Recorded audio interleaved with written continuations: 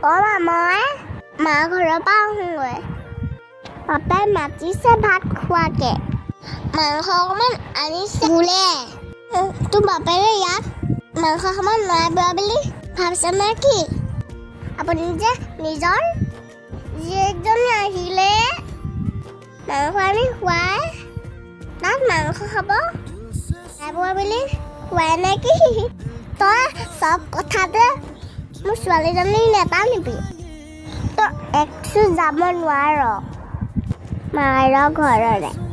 যদি যাব মন আছে খুৰীয়েক সোধ।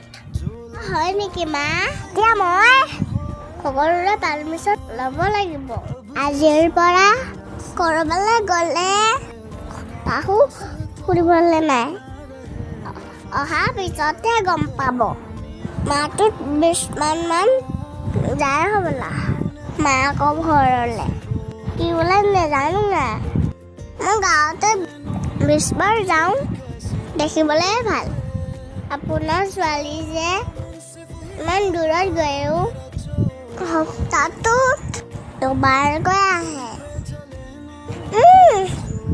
মোক কথা ক'বলৈ আজিকালি বোৱাৰী একো ক'বই নোৱাৰে। যিখন হে মোক লৈ আহে। যা তোৰটোৱে হওক।